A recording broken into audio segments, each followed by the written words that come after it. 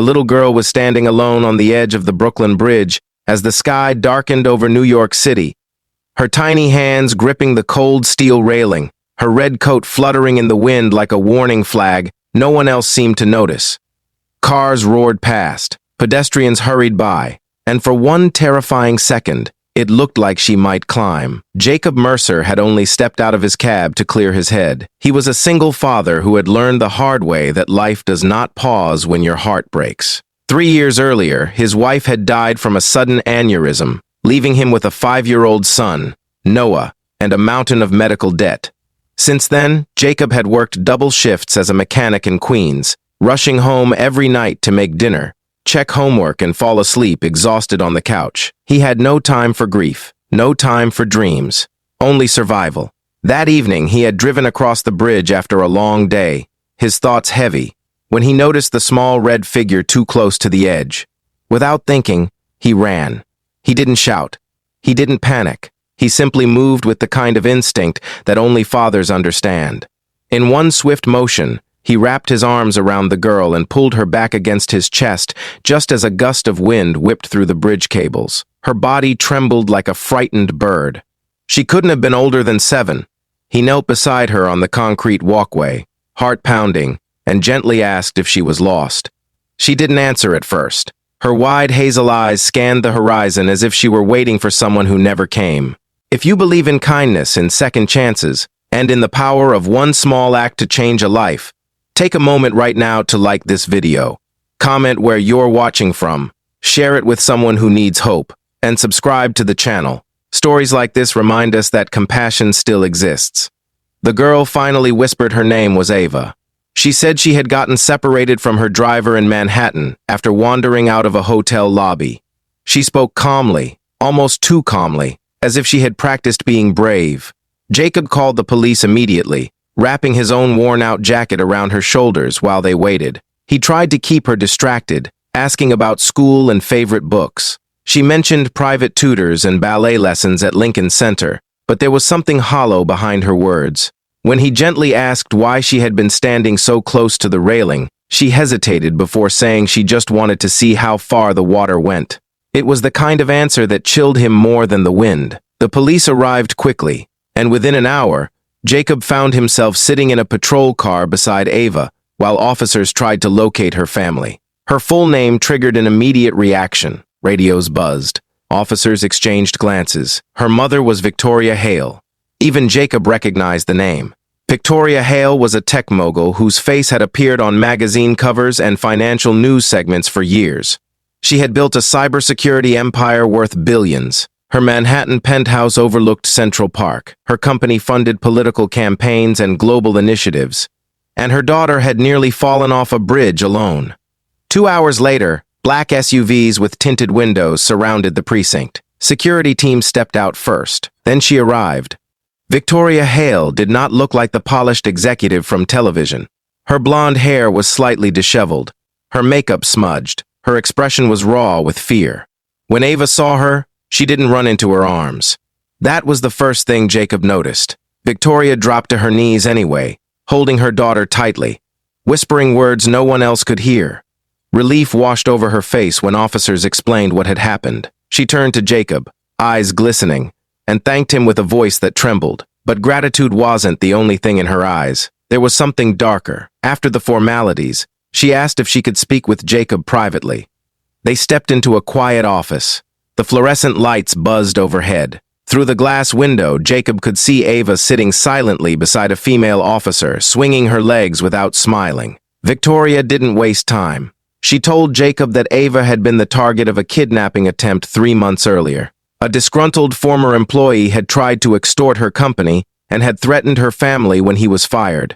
Although he was arrested, investigators believed he had accomplices who were still watching. Tonight, Ava had slipped away from her security detail during a chaotic press event. The driver assigned to her had been new. Victoria's voice lowered as she said something that made Jacob's stomach tighten. This wasn't the first time Ava had tried to disappear. Twice before, she had wandered off in crowded places. Once in Chicago, once in Los Angeles. Both times she had been found quickly.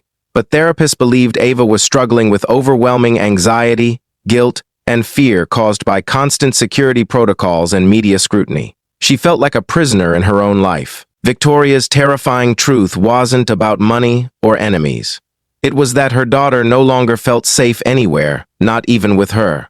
Jacob listened quietly, his rough hands folded in front of him. He understood something Victoria didn't.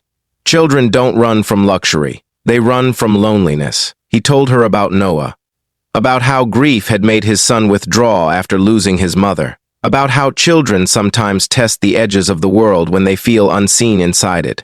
Victoria's composure cracked. For the first time, she wasn't a billionaire CEO. She was just a mother terrified of losing the only person who mattered. Before leaving, she asked Jacob something unexpected. Would he consider meeting Ava again? Not as a hero, not for publicity, but as someone normal, someone grounded, someone who had held her when she was scared.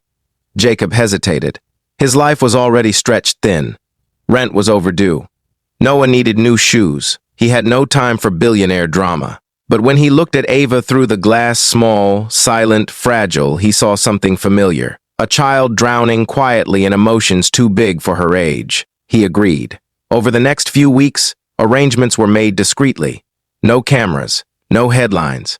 Jacob would bring Noah to a private park in Brooklyn on Sundays. Ava would come with minimal security, kept at a distance. The first meeting was awkward. Noah was shy. Ava was guarded. But children have a way of finding common ground adults forget exists. They bonded over comic books and a shared love of strawberry ice cream. They chased pigeons. They laughed. For the first time, Jacob saw Ava's shoulders relax. Victoria watched from a bench, sunglasses hiding her tears. She began joining Jacob for coffee after the children played. At first, their conversations were polite.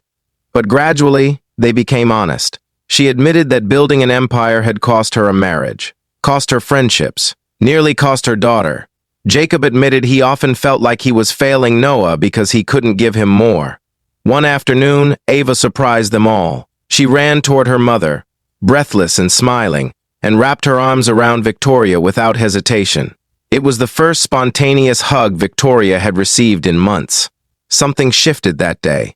Victoria began restructuring her schedule, delegating more responsibilities, stepping away from constant media exposure.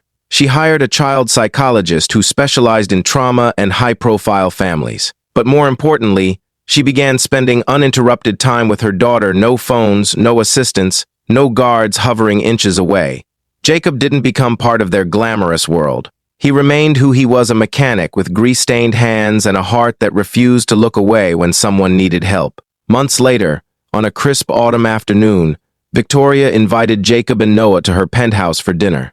It wasn't extravagant. It was warm, simple, homemade pasta on a long wooden table overlooking Central Park. At the end of the evening, Victoria handed Jacob an envelope. Inside was not a check. It was a proposal. She had quietly paid off the remaining medical debt from his wife's hospital bills anonymously weeks earlier. She had also set up a scholarship fund for Noah's future education in Jacob's name. Not as charity, as gratitude. Jacob felt his throat tighten. He had never asked for anything. He had only done what any decent person would do. Victoria told him something he would never forget. The terrifying truth wasn't the kidnapping threats or the billion-dollar security systems.